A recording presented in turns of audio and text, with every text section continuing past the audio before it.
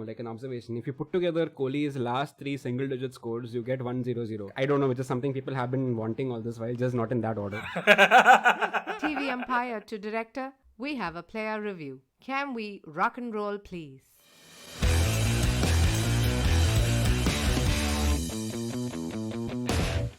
Hello and welcome to yet another episode of Bits and Pieces, the friendliest cricket podcast. We are the podcast equivalent of the Delhi Capitals with an ever-rotating cast of backroom staff. We started with some serious cricket very accidentally before turning into your favorite place for memes. Just like the Delhi Capitals, we too have a Ricky Ponting out with COVID and there is some tricky pointing going on. But fear not, because when you have eliminated all which is impossible, then whatever remains, however improbable, must be the truth. That's right, stepping into the role of peacemaker is the elementary Shane Watson. I am Tony, your host yet again. Joining me today, the Amre to my Watson. He is proud to coo about his identity as a Tekken from Palakkad. He is also the coo of the Ken, who we like to play the Pal card with for social media creds. The product god of the media world who strips companies bare with his sighting analysis in the nut graph. That's right, he product, he attack, but most importantly, he gives cricketers flack. The Atlas Shrugger from Indira Nagar. Say hi, Praveen Gopal Krishnan. Hello, everyone. Let me clap. Wait, let me clap. It needs to be caught on mic. I don't even know what to say. Usually I have something to say, but really today I have nothing to say. So all I will say is thank you so much, Tony, and I hope someone transcribes that and sends it to me. Yeah, incidentally, this is the April birthday panel. PGK celebrated his birthday last week. Mine was yesterday. And joining us today to complete the panel, it's also his birthday today. Say hi, Sachin Tendulkar. Sachin, you're on mute. Oh, wait, you're not saying anything. But we've not even asked you to make a comment on the rapidly degenerating social situation in India. We just talk cricket here. Oh no, you lost Sachin. Sorry, my bad. Anyway, completing the birthday panel, it's his birthday as well today. Say hi, Kumar Dharamshala. I mean Dharamsela. Okay, we've lost him too. Why can't these guys take jokes? Fine, it's not his birthday today, but he can take a joke and edit out the ones that are off color because he's woke. He's so woke that he barely gets any sleep because he rubs his shoulders with the greatest the game has seen. But let's face it, that's because the real estate in Mumbai is just really cramped and you guys just don't pay Cricinfo enough. He's sharp with, and whatever he does clicks. Please welcome the optical mouse of cricket, Topical Cows is at the wicket. The man they call the Bothard of Lower Malad. Say hi, Kaustubh. Oh my god, this is such, like, when Tony decides to take a break from the podcast, it's going to be like India having that rotating panel of horrible openers, right? Like, this is like such a tough act to follow, seriously. Let me also say this, that for listeners who think that Tony spent like a long time prepping for this, that's not true. I was supposed to host and I actually requested Tony just around an hour back saying, hey Tony, could you do it instead? And Tony is now ready and has come up with all of this. One news thing, Ponting does not have COVID. His family member tested positive, so he is isolating. But like, it's going to be kind of like KL Rahul and Murali Vijay from the 2018 tour, man. like once like Tony bounces for like a rest thing next week or something, I don't know, then like we're going to be like, you know what, let's just start cold open. No, then you'll have actual like cricket talk on the podcast. I'm just hiding my ignorance of cricket talk by couching it in all of this. Interesting week yet again, guys. I think we have to bring back the Bits and Pieces jinx, which is living very, very strongly. We mentioned Amre on the podcast last week, and the Enforcement Directorate has decided to take some action against them. But more importantly, SRH are now second in the table with 5 wins on the trot. You know what is even more bizarre than the 5 wins on the trot? It is 7 tosses in a row for Kane Williamson. Yeah. No, it's Coin Williamson. Can we hire Kane Williamson to just do the toss for India, where you just basically ask him to just come out, just do the toss and then go back inside? Insane. I mean, like 7 tosses in a row, but obviously I blame Bits and Pieces completely. I was not there on the earlier episodes, but I know that Karthik specifically took a lot of attacks on Sunrisers Hyderabad, and look where they are, second at the table. And now, surprisingly, it looks like they have one of the best bowling attacks out there. Look at the 4 bowlers. They have Marco Jensen, they have Umran Malik. Natarajan and Bhuvi. Natarajan and Bhuvi, yes. Bhuvi is mentioned as the fourth in this quartet. That's how impressive they are. No spinners. And these are the four main bowlers. I mean, incredible. No spinners, Nice. but with Muthaiya Mirkleetharan in the coaching staff. So Yes. all is well. Hey, Suchit is a spinner, okay? He took, like, Dinesh Karthik was out for a duck yesterday to Suchit. I forget that we actually have on this panel people who are really watching the IPL and all. So sorry, Kaustubh, go ahead. Tell us about Jagadish or Sujit. No, when you look at this like points table, so Gujarat Titans are first. All right, it's not bizarre. The team is somehow gelling really well. They're all having a lot of fun. They have been beaten only once, and the only team to beat them are Sunrisers. My question is, can we jinx Mumbai? Like, is that what? Like, will they now win constantly, or like, are they so far along, like taking L's that like you can't, like they're beyond saving? Is that what this is? Because like I half imagine like at the Mumbai team, like very few people here have had the privilege of watching Cricket Fever season 1, which is this amazing Netflix series that was documenting the Mumbai Indians season right after they won it all in 2017. So in the 2018 Was there a where season 2? No, there's no season 2. So I'm assuming, is this the season 2? That's what we're going to see right now, where like 7-8 games in, we're just going to have like there's Zair Khan in the coaching staff, there's Tendulkar, there's Jayawardene. They're just going to be like, you know what, screw this, just give me the jersey, I'll go and bowl. Like I'll sort this out, because like, is that where this is heading? I don't know. But like coming back to like Hyderabad, man, like it's like Natarajan is the second leading wicket taker right now. Yeah. Right, and Amazing. Umran Malik has gone in those 2 games, to be very fair to Karthik, that we have all seen those 2 games.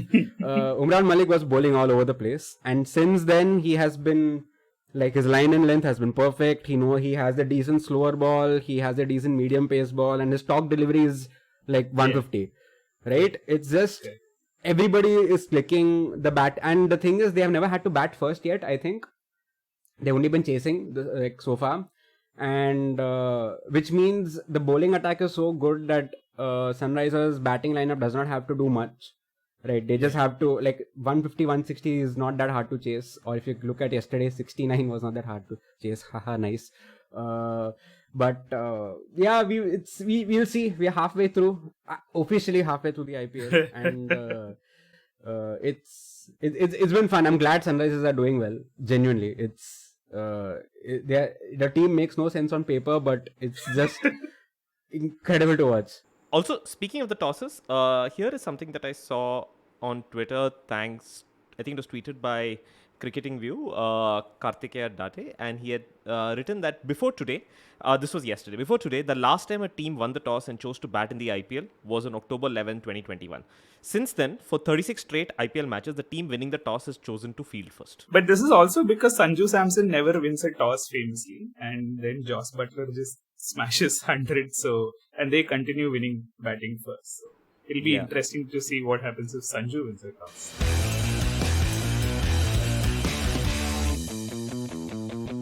I think Joss Butler is going to break Kohli's record. Seriously, it feels like that.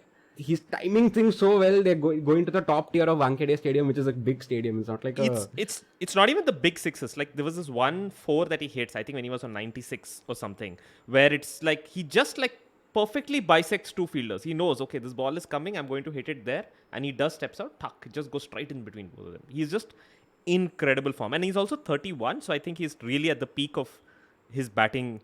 So yeah, it's just going to be, I think if Rajasthan win, it's obviously going to be on the back of Butler's crazy performance. Because like the last 2 games, Rajasthan have set consecutively the highest total in the IPL batting first after losing the toss. Yeah.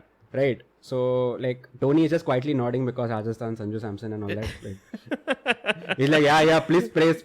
No. Tony is like, please let us not jinx this, because we have been doing this on this podcast. Yeah. Let us just keep quiet and not talk much about this team. But yeah. No, but some interesting sort of thing, right? Which is that if you basically look at maximizing the score, ideally Joss Butler and Sanju Samson should be opening. Again, I think last innings he got some 17 balls and scored 49 or something, whereas Devdutt Padikkal basically wasted, in Kaustubh's words, the first 15 overs or something like that, right?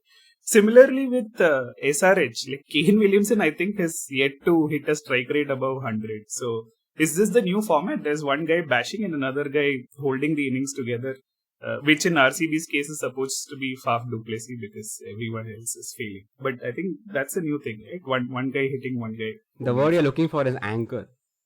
Anchor, oh. Yeah. The Indian national team has 4 of them. Okay.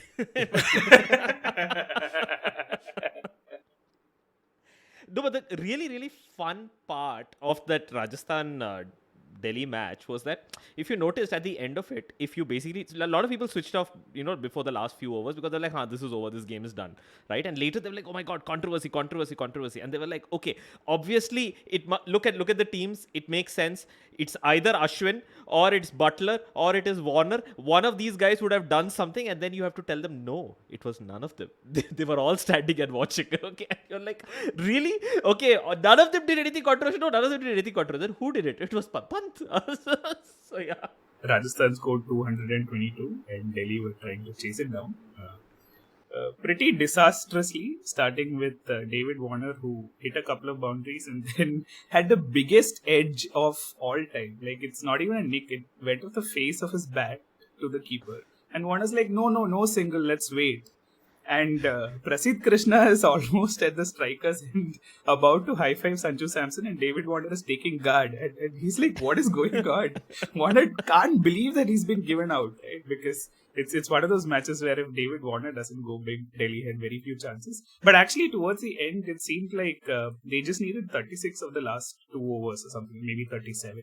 No, 36 of the last 2. And Prasidh Krishna bowls a wicket maiden. Which is also interesting because a new rule has come into play, right? That if you hit get caught, you can't rotate strike, which is sort of why Delhi lost that game in my opinion, because Lalit Yadav was at one end, and then I think Kuldeep came in. And anyway, Powell had the impossible task of hitting 6 sixes of the last 6 balls, 3 of which he did successfully, and on the 3rd ball, all hell broke loose. Okay, I would first begin by saying it's not easy to hit 6 sixes. I don't know what dream world people are living in. Okay, but it's not like, he would have hit those 3 sixes, yeah. Like, at this point, we have to intervene and say the only reason people believe that was possible was because Dhoni, who has come back from the grave as Undertaker at WrestleMania or something, the previous night scored like 22 of the last 4 balls, some crazy shit like that. So we were all in believe mode. Let's make it like very clear, irrespective of all this, 6 sixes is hard. Upar se you're chasing, okay? Like, it's not, you can't be like, okay, no, he would have hit those 6 sixes, but to like bring it back a little bit, the 3rd ball goes for a 6 and it looks like a very clear above the waist no ball. Couldn't tell in real time, maybe the ball was dipping, I don't know, I can't tell like in real time, but depends on which team you were supporting in real time. When you look at the replay from the square angle, then yeah, it looked like an above waist full toss, which the umpire did not give. Alright, so now the rules very clearly state, unless it's a wicket taken off that ball, you cannot review it upstairs, as in you cannot take it to the 3rd umpire, not like God or whatever. It's not like Dhoni said or something. If the umpire believes it's not a no ball, then it's not a no ball. Yeah, but then it's a fair call, right? Like, you check for everything from whether that's a 3 or a 4 for 3 minutes, and like, this is a very important phase in the match. Why wouldn't you refer it upstairs as an umpire? That's a whole different debate. Like, we will end up sidetracking the original discussion, which has already been sidetracked twice, because there's so much that's happened. We've not even got to the good part yet. Yeah. So basically that happens, and the entire Delhi Capitals dugout is now pissed because everybody can see the replay, right? Including the umpires who have made this snafu, as you can say. Alright, and a very livid Rishabh Pant then decides to declare the innings. Alright, so declare the innings needing 18 of 3 balls. 3, right. We see innovations all the time, retired out and whatnot. He decided to declare in a chase. It's like retired out to the next level. It's like I would let Ashwin have the moral victory. Yeah. Ashwin, you retire yourself out, entire team will. I'll retire out the whole team. Like maybe like in the caveat Rajasthan Royals win, moral victory Delhi. Like is that like in the brackets or something like written? Anyway, so Rishabh Pant gets up, he's all livid and he's like, bro, you guys come back, okay? And Robman Powell standing his ground. Kuldeep Yadav at the other end starts walking. He starts walking back, okay? And then he bumps into Chahal and Chahal turns it back saying, listen, go play. What are you doing? He was literally pushing Kuldeep. Yeah, and Kuldeep starts walking back to the pitch. All right, and Pant is like, is now just gesticulating, is like, what the hell has happened and whatnot. And in this whole time, we need to keep in mind that Ponting is not there. Ponting is serving isolation because the close contact tested positive. All right, so this is severe. Boss is not there. Fuck it, party time. You know, a lot of people say, one second, I just have a quick interjection. A lot of people say that, oh, you know, if Ponting was there, he may have been the adult in the room. But I'm not so sure. We all know Ponting's history with telling umpires on what call has to be made. So I don't know if Ponting, for all you know, Ponting would have run onto the field himself and basically like caught the umpire and said, I saw it. It is a no ball. You should give it a no ball. So you don't know. The class is running around. You have Shardul Thakur and Rishabh Pant all going like, bro, what the hell has happened? Like Shardul Thakur has this look of like, I have a train to catch. Like I'm already in Bombay, I'm downtown, my home is in Palghar, I have to run. Like the last local will leave soon. What the hell is happening? What is this delay or something? He's got this look about him, okay?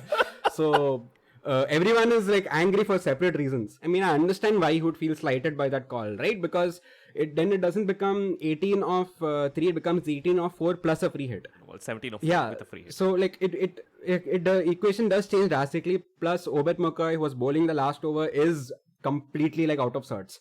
Right, so all this is happening, and Shane Watson suddenly, he's the stand-in head coach because Ponting isn't there. He gets up, and we get this amazing meme of like Watson pointing to the ground saying, "Bro, like what the hell are you doing?" And then Rishabh Pant hangs his head down in shame, like yeah, like you're right, maybe like I should like not do this.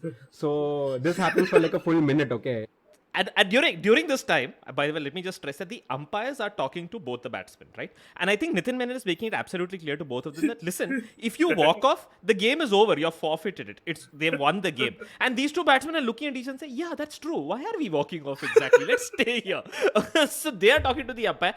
In the middle of all this, when all of this drama is going on, till now, the Rajasthan Royals is like, okay, they'll try to figure out what's going on. They're going and talking to the bowler. All of that is happening. Then Joss Butler, who is at mid-on, decides that, okay, this is when I will enter the party.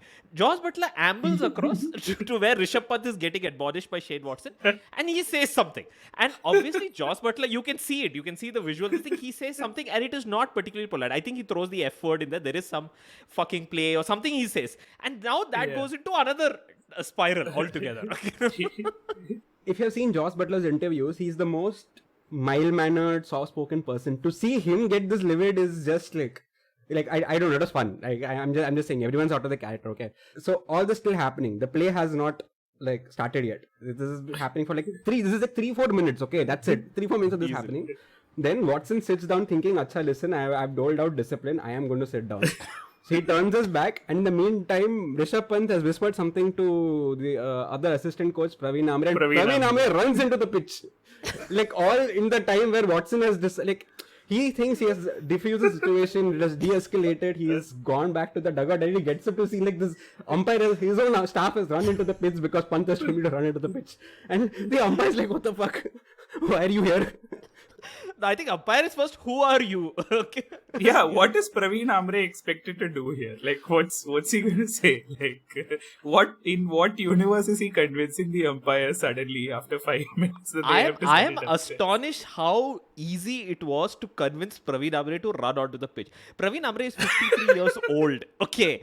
Rishabh Pant is 24. All right. This guy comes up to him and says, "Uncle, run."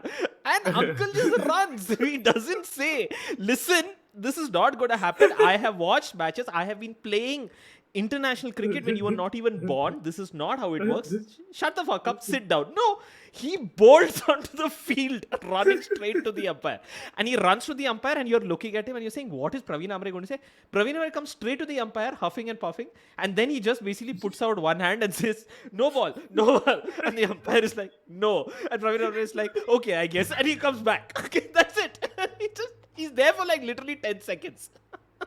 Basically what ends up happening is sure, like I did start this by saying There's no way you can hit 6 sixes of 6 balls in the final over in a chase.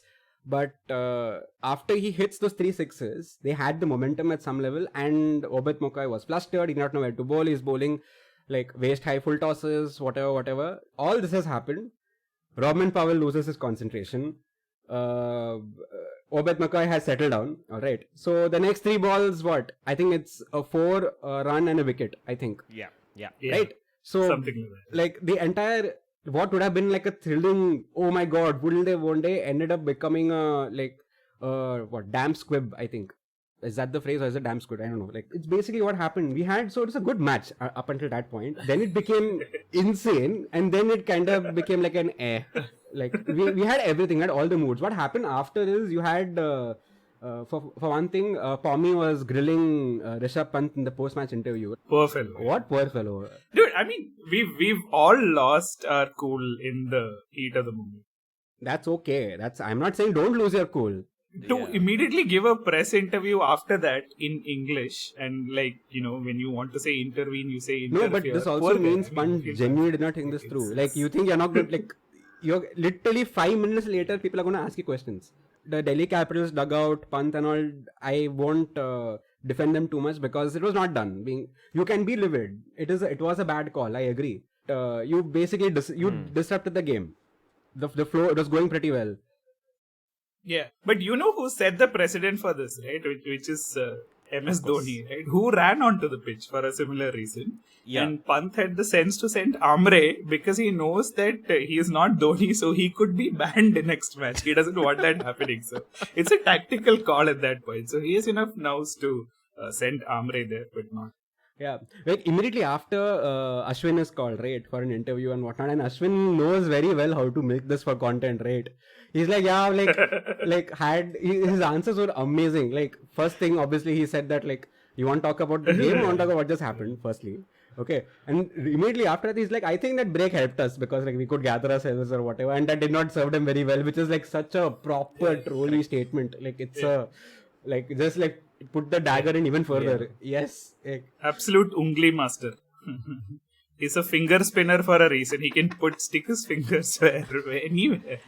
And he's also smart enough to talk about, like, if you see that thing that when he spoke to Ashwin, the first thing he says is that I was standing here, Devdutt Padikkal was standing there. When he started hitting sixes, Devdutt Padikkal turned to me and he said that, is this going to happen? Ashwin is like, yeah, I hope it doesn't happen. So he's trying to show, look, we were like there. We are buddies. We are like this thing. Not like your stupid team where all of you are like screaming and yelling at each other. We were like, no, is it going to happen? Well, let's see. Maybe we'll see. You know?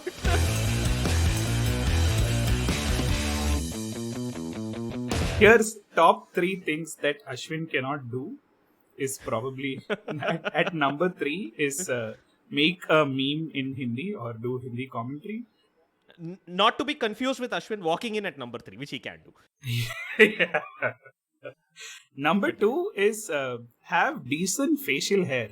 I don't know, dude. This guy has tried all sorts of beard and mustache and facial hair combinations for the last 12 years. None of them work. I mean, like, just go to a normal hairstylist, dude. Like, even I can manage a half-decent beard. It shouldn't be this difficult for you. Speak for yourself, alright? Like, this is something I completely relate to. This is the only thing I'll defend in this list. No, but it's not like he doesn't have the growth, right? He can. Oh, wow. Throw me also under the bus. Since it's an audio podcast, people cannot verify how handsome Kaus is looking right now, but shall I say that that's not the intent of it? Yes, stunning. Shiny. But Ravichandran Ashwin at number 2 cannot do a proper facial hairstyle. At number 1 is appropriate celebrations for a wicket. Right? Because in the space of 2 overs, he bowled, going back to our previous podcast, right? Ashwin is the guy who knows he's clever but also wants to show the world that he's clever. He takes a wicket of Andre Russell, Just bask in the moment. Enjoy with your teammates. Let them come to you. No. He runs halfway across the pitch, pointing at himself with 2 fingers to his chest to say, me. And he's shouting me. I'm like, what is going on, dude? Like, You're such a clever person. Why are you doing this? They were immediately followed by Chahal's beautiful celebration when he took like 4 wickets in the over, right? And he got a hat-trick. Finally, Karun Nair didn't have to catch it. Sanju Samson did. So he finally got his hat-trick on the second attempt this IPL, and he immediately went to, not me, but me written, meme. He went to 2019 and he pulled off that pose where he was in the boundary. That's how you do a classy celebration. So, Yeah. poor Ashwin. I don't know if any of you watched the YouTube channel of Rajasthan Royals, where at the end of every match they put up this one video of Sangakkara standing in the dressing room and giving a post-match pep talk. Basically, it's more or less acknowledgements to the entire team, where he's saying, Joss, way well done, and buddy, and we expected this, and nothing better than. And he goes around most people saying that and of course a bunch of it is filled with cliches, where it's like, we always spoke about the little moments, and these little moments are what mattered, and today is what that is. But when he's doing that, you can see that he's like, he's giving credit to everybody, like Joss Butler, Chahal, Ashwin, everybody. He keeps doing this, and I feel like once you watch that, you start to get a sense of what Rajasthan Royals really is. I think Rajasthan Royals is basically Sangakkara and Ashwin. You put them together in a room, and they're like, "Can we do this? I think so. Oh, wouldn't it be fun? You do one thing, no? You go at 3. 3 you go. It'll be fun. Yeah. Let's go at 3. Let's see." So I think the whole Rajasthan Royals thing is just about, can we try this? Can we? Yeah, I guess we can try it. Chalo, let's try it out. So that is the sense you get of the team, Yeah. It's basically Ashwin throwing a random number generator. Whatever that number throws up, he applies that to the trimmer and takes it to his face. But that's also the number that he'll bat for Rajasthan Royals that day. It's like, so if it comes up as 3, sorry, I can't do anything. I have to walk in at number 3. Right? And Sanju Samson's not going to say no, because he's obviously like, Ash, Anna. And even in the presentation, right, after Chahal's taken 5 wickets, Sanju Samson goes back and reminds the interviewer, it's not just that. You have to remember the ball that Ashwin bowled to Dre Russ to get him out. But just another way to defy expectations, Rajasthan don't have a team song. That's true.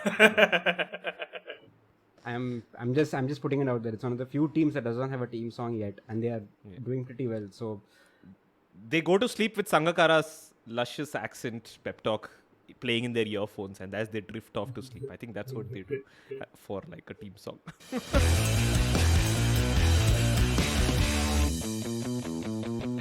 No, so like before this whole Rajasthan Delhi camaraderie or / whatever epic game happened, we had the Chennai versus Mumbai game, right? Which was dubbed El Clasico because like it's El Clasico, like capital L. Yeah, capital El Clasico, because like both teams are like just been losing this whole time.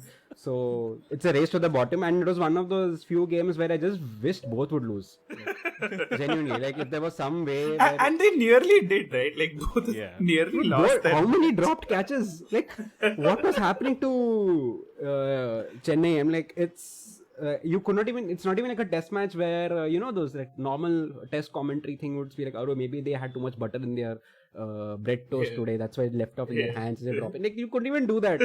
So it was one of those matches where I finally started to side with the conspiracy theorists saying IPL is scripted because of the number of drop catches, because of the way it finished, and actually the script said.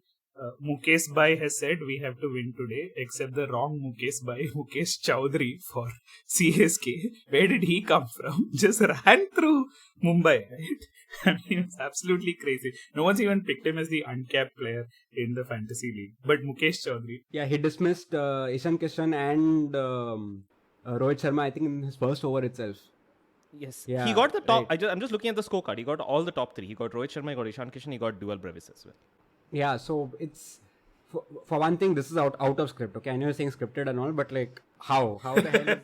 No, so the game was like you had like a Tilak Verma finally, like poor fellow, like everyone else was falling all around him. Pollard in the middle of all this, like what a week. He has announced his retirement from international cricket. Everyone is like, okay, now he can completely focus on Bombay, and I'm like, what focus on Bombay? What has he been doing? Right, like it's so. Somehow Mumbai kind of sort of pulled their way into like a defendable total. I think 150 odd they scored. Something chaseable for CSK. Something, right? Cause to the last episode where you spoke about his echolocating the ball, he actually missed a stumping or a catch this match. Yes, right? he did. He did.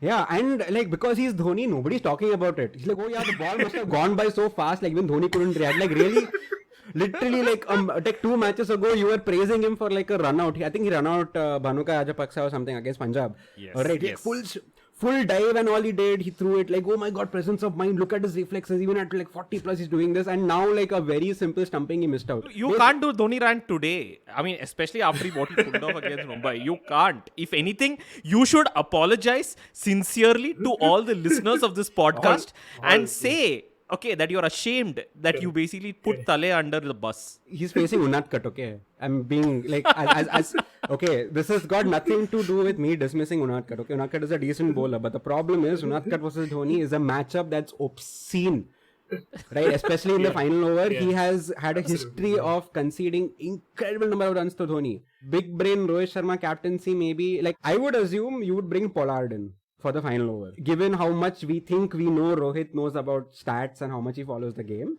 he would know Unadkat gets belted around. He would know this. Anyway, Rohit Sharma decides to go to Unadkat, okay? And Unadkat is now, like, I don't know if you guys remember, I think the last time Unadkat bowled to Dhoni was his strike rate against Unadkat is like 200 plus or something. Yeah, it's an obscene matchup. Yeah, It and is high, yeah.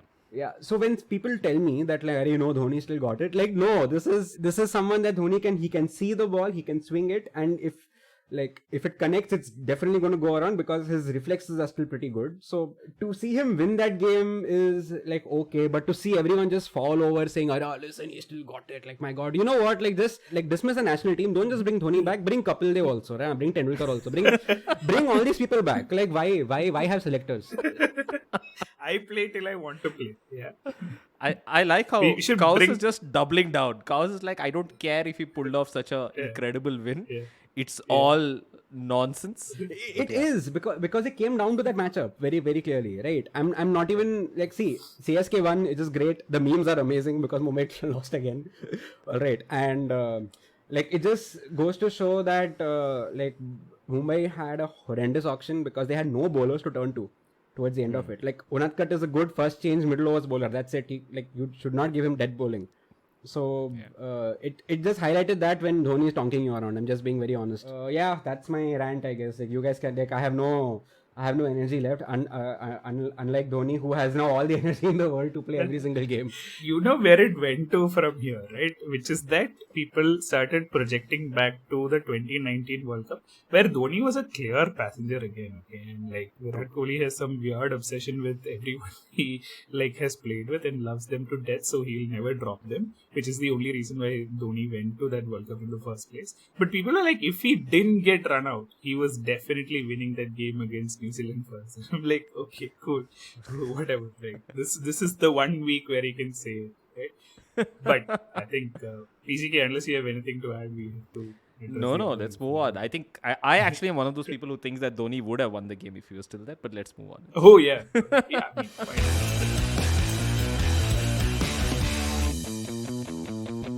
So the logical bridge from here to RCB is to say in that match, Rohit Sharma got out for a duck on 2 balls, right? 0 of 2. And Virat Kohli has been the only one who's outdoing him with a duck of 1 ball in both matches. And I have a philosophical question to ask here. Which is better, 0 of 2 or 0 of 1? In T20, I would argue that balls are the most primary resource. So 0 of 1 is better than 0 of 2. Who is it better for though? Who is it better for? Better for the batting side. Like if you were to choose between 0 of 2 or 0 of 1, 0 of 1 is better. Kohli is better than bro. Is my assertion here. But if you're bowling, isn't it better if you waste deliveries? Yeah, correct, exactly. Yeah. Rohit is being wasted.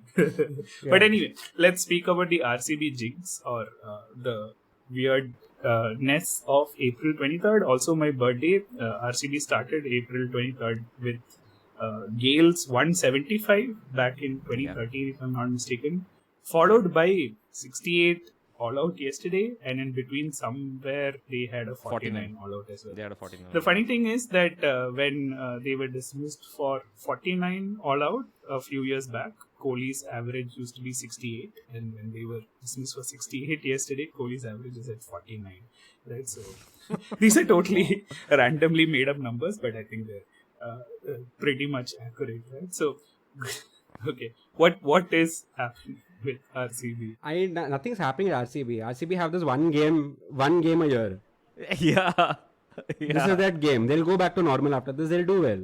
They're still in the top 4. It's like you have this one meme game where it's like, you know what, we need to couch one game just for the memes. Right? Every year this happens. Some random game they'll get all out for like 100 or something. Like it's fine. It's par for the course. Yeah. It's got everything to do with like being in RCB and nothing to do with who the players are. They'll do well in the next game, I feel. Yeah, I think this is what they call RCB doing RCB things. Okay, this is one of those things. Don't even know how to categorize it. Perhaps they're going to just look at it and I don't know, man. It's just such a fucking weird team. Really, what do you say?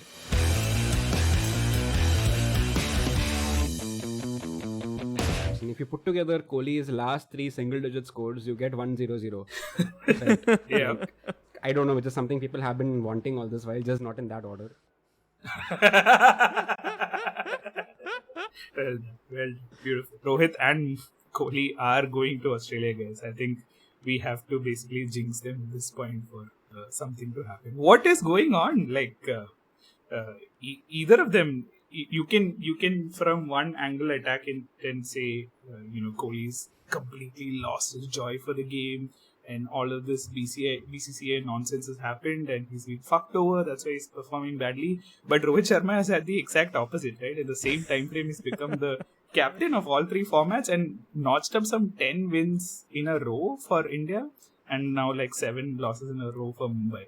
What's going on with Rohit and Kohli? This just reinforces my theory that captaincy is just a post facto thing, which is that if you have a great team, you will keep winning and then the captain gets a great halo effect around him. Yes, I'm talking about Dhoni as well. But when that is not there, then it just starts to look pretty evident. I think Mumbai is just very clear, right? Look at Mumbai's. Who are the people who are bowling for Mumbai? Do you even remember Mumbai's bowling attack? You had Bumrah. Then you had who? Mills, Unadkat. I think Ritik Shaukin bowled 4 overs and someone else. I don't even remember who the 5th person is. So if you with this bowling attack, I mean, even Brierley, Botham, everyone combined can't do anything with it. What will you do? Like, if you want to compare it that way, then like KL Rahul is winning. His team also is doing pretty well. Like, is it down to captaincy? No, right? It's down to personnel. Okay. But did we see Gujarat Titans doing this well? We made of Hardik Pandya saying he would be a combination of Dhoni, Kohli and someone else. But he's pulling it off. He's pulling it off. Yeah. Form and all, it is concerning, sure. But we are not sports people, right? Like, we don't know, one, what that pressure is like. And 2, like, what can we do? Do you need a break? Do you need to play more cricket? Like, how do you get out of it? Is it like a creative rut where I know to push through something, I just need to keep working at it and I'll push through it? Is that what this is? I don't have like a billion people looking at me while failing at it, right? Yeah. So also too much scrutiny. As much as we want to say his form is bad, Kohli has not been bad in white ball. Like before the IPL started, Rohit Sharma has been pretty decent as captain of the national team. It's I don't know. We just like jump to conclusions a lot here. Like same way like how we like to idolize Dhoni for what he did, we also like to like overhype problems when I think it is like it's something for them to sort out. Like I want to joke about it, sure, but like even I am at like a loss here. Like it's like I want them to do well. Like all of us want them to do well, and we don't know. Will taking a break help? Like this is like a post-pandemic world-ish where things are just about returning to normal, so the workloads aren't that high yet. Okay, so what do you take a break from when like you don't have much of a workload? So and if you combine this with the fact that Ishan Kishan is also not striking well right now. So it's like, so if your top 4, assuming maybe not all 4 of them will play together, but still your potential top 4 not looking particularly good. Point here, right? The only thing entertaining about Virat Kohli in this IPL has been his reactions whenever he's dismissed for a duck or like a low score, which continues to be entertaining. But there are two ways of looking at this. One is Sanjay Bangar saying he's doing really well in the training sessions, and if he has not made a big score in 7 when he said it, now 8 innings, that big innings is just around the corner. And contrast that with your friend, Kaus, Ravi Shastri, and Kohli's friend as well, saying that Kohli needs to take a break for a longish time to serve Indian cricket for 7 to 8 years. How do you like compare and contrast these two? Like, who the hell knows what is the right decision? What should Kohli do? It just, I think, compounds. I mean, today is Tendulkar's birthday, right? And it kind of compounds the fact of like how great he was with the bat, because when Kohli was going through his peak and everybody assumed Tendulkar's record is like close or reachable or something, right now it seems very far from it. Whereas when Tendulkar had his plateau year, it wasn't a bad year. He had 2-3 plateau years, that too. Like the way he bounced back after that was insane, right? Which we cannot fathom for Kohli at this moment. Like we are seeing him play and we're not able to see it happen. So like if you're taking a break, then how do you get back into the side? If someone does well in his place, would you drop them? Oh, wow. Right. Because like when he took the paternity leave break, right, which most players should be allowed to take a paternity leave break. The only reason he could do that is because his place in the side wasn't in question. Correct. Right. Like in the sense that he has a luxury to say that, you know what, I can come back to this. Right. You say you give him a break and you give someone else an extended run at number 3 and they start doing really well. Will you drop them? Yeah. Because Kohli has come back. It's a good question. Right. Like which is why like same goes with Rohit Sharma. Rohit Sharma has, for one thing, you can't drop Rohit Sharma anymore because you have made him your limited overs captain for everything. No, you have made him a captain for everything, not just limited overs. Everything. That's true. Right. Everything. So you cannot drop him. So he has to now play in the middle of all this. Yeah. But Interesting. so I don't think like anybody has the right answer here. Basically, the Australia World Cup is going to be the end of the road for some of our legends as far as T20 cricket is There's an ODI World Cup coming up 5 months later. It's is Dhoni going to finish off what he started in England? The other weird thing, I think, is also there's an inherent bias on the flip side, which is that if you look at all the legends of Indian cricket, all of them have like, many of them have like had like great starts and they always have like a trough in the middle, like it on varying degrees. But they generally have a great resurgence at the end, right? And of course, then after that, post that, then that resurgence falls, and that is usually when they retire, get dropped, etc. This is true about, say, Tendulkar. Everyone knows about his late resurgence. It's true about Dravid. I remember late Dravid, which was in this 2011-2012 in England, where there was literally the whole Indian team could not do anything, and he was the only one who was like able to bat over there. It's true about, I think, probably Gavaskar, perhaps, to some extent as well. And I think if you look at all of these players, Ganguly also had a great late resurgence in the 2007-8 time. So I think that's one of the reasons why everybody is like looking at this and saying, he'll come back. We have seen this before, he's going to come back. Except that it's taking longer and longer and longer, and now no one really is sure anymore. Yeah. I mean, in world cricket, it's interesting, right? Because I think middling is now the operative word. There is Babar Azam in Pakistan, who is middling the verb 100% of every ball he's facing, right? There's some crazy stat going on where like left alone 0%, missed 0%, middled 100%. Babar Azam is in some form. And then Kohli has been middling for the adjective for the last couple of years, right? So we always assume there's going to be a second purple patch, but the interesting thing about Kohli is his fitness has never dropped, right? Like Sachin had to contend with a tennis elbow, back injury, whatever else that was there. We don't know what's been bothering him. But with Kohli, you would assume that none of those things matter because he's fit as a fiddle. In training, he's doing well. With some like weird string of scores that he's managed to put together, which is let's be fair, it's only the IPL. It's only the IPL. Yeah. Who cares? Only like 1.4 billion people in India care about this. Like no one else does. So it's franchise cricket, right? Like it's not. It's not facing like. What happens here? You see off one or two amazing bowlers, and then the third or fourth guy you can tonk around. Please speak to Venki Iyer, who found himself in a World Cup squad after like doing well in 3 IPL matches last season. Right? So That's true. it's not just franchise cricket. Right? No, but I think like I would also like to believe that like resurgence is around, but let's see. It's just like we'll just be waxing eloquent at this point. Like we have seen other cricketers do this, we've seen people do that or whatever. We can't really talk for these two people. Yeah, It's okay. absolutely. Maybe RCB will play Mumbai again and against Ritik and against Ritik, Shakir and co. Maybe Kohli will finally strike form.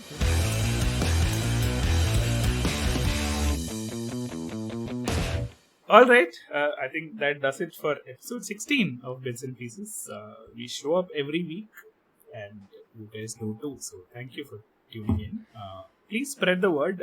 We promise to bring you an episode every week and also round up everything that's happening in the world of cricket that we know. Thank you for tuning in, and see you again next week. Till then, it's bye from Tony, PGK, and Cos. Say bye, guys. Bye. Bye. TV umpire to director, we have a player review. Can we rock and roll, please?